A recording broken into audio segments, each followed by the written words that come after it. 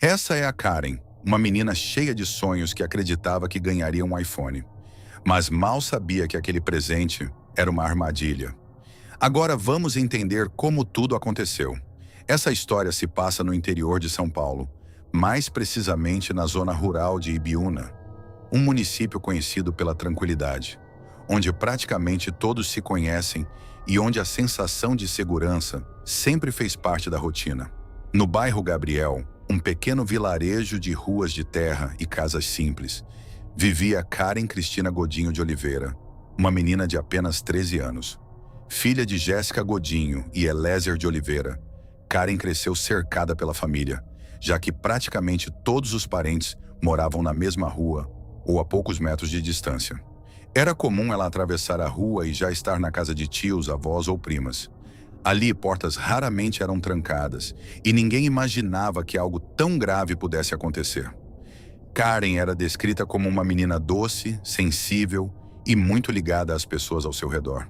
Gostava de desenhar roupas, escrever cartinhas, fazer pôsteres dos seus cantores favoritos e passar horas brincando com as primas. Mesmo já entrando na adolescência, ainda mantinha uma inocência muito forte, algo que todos percebiam. Ela também adorava jogar vôlei e sonhava em, um dia, se tornar jogadora profissional. Sua rotina era simples: escola, casa e família. Nada fora disso. Só que nas semanas que antecederam o desaparecimento, algumas mudanças começaram a chamar a atenção.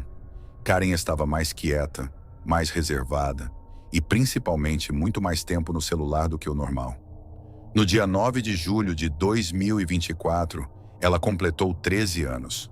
Apesar de não ter tido festa naquele dia, por conta do trabalho da mãe, Karen estava animada com a data. No dia seguinte, durante um jantar na casa de parentes, ela comentou algo que deixou todos intrigados. Disse que ganharia um iPhone de última geração. Aquilo não fazia sentido. A família tinha uma condição financeira simples e ninguém havia comentado nada sobre um presente daquele valor. Quando questionada sobre quem daria o celular, Karen respondeu que era um tio, mas que não podia revelar quem era, porque a pessoa pediu segredo até o momento da entrega. Esse detalhe começou a gerar um desconforto na família. Os próprios pais tentaram descobrir quem era, perguntaram para outros parentes, mas ninguém sabia de nada. Além disso, Karen costumava chamar muitas pessoas de tio e tia, até mesmo quem não era da família, o que dificultava ainda mais entender quem poderia estar por trás da promessa. Ao mesmo tempo, ela continuava cada vez mais conectada ao celular, como se estivesse conversando com alguém importante. Era como se ela estivesse esperando por algo. Dias antes do desaparecimento, Karen gravou um vídeo simples, dançando e conversando com as amigas, como qualquer adolescente faria. Mas no final do vídeo, ela fala algo que, depois de tudo, ganha um peso completamente diferente. Ela diz, com empolgação, que iria ganhar um iPhone 14 de presente. Nossa, mano, vocês não acreditam, meu aniversário vai ser terça-feira, né? Daqui 2 dias. Eu vou ganhar um iPhone 14. Depois desse momento, tudo começa a caminhar para o desfecho que ninguém imaginava. No dia 11 de julho de 2024, uma quinta-feira, Karen passou o dia normalmente em casa com a família. No início da noite, por volta das 18h30, ela pediu ao pai autorização para ir até a casa da prima, assistir um filme e, possivelmente, dormir na casa dos avós depois. Era algo comum. A distância entre as casas era de menos de 100 metros. Não havia perigo. Os pais autorizaram sem preocupação. Karen saiu de casa levando um travesseiro, o que reforçava a ideia de que realmente passaria a noite fora. Só que ela nunca chegou ao destino. Pouco tempo depois, a mãe tentou contato pelo celular, mas Karen não atendia. Achando estranho, ligou para a casa da prima e dos avós e recebeu a resposta que mudaria tudo. Karen não havia aparecido por lá. Nesse momento, o desespero começou. Não fazia sentido. Era um trajeto curtíssimo, feito praticamente todos os dias. As buscas começaram imediatamente. Família, vizinhos e polícia se mobilizaram. Cartazes foram espalhados, drones e cães farejadores foram utilizados. Mas o maior problema era a falta de pistas. O bairro não tinha câmeras de segurança e ninguém viu ou ouviu nada. Era como se Karen tivesse desaparecido no meio do caminho. 2 dias depois, no dia 13 de julho, a situação tomou um rumo ainda mais devastador. 2 crianças que andavam de bicicleta encontraram um corpo em uma área de mata próxima a uma estrada rural. O corpo estava em uma clareira, próximo a uma cerca, e apresentava sinais claros de violência. Moradores que passaram pelo local acionaram a polícia e rapidamente veio a confirmação. Era Karen. A cena chocou toda a cidade e havia algo que intrigava os investigadores.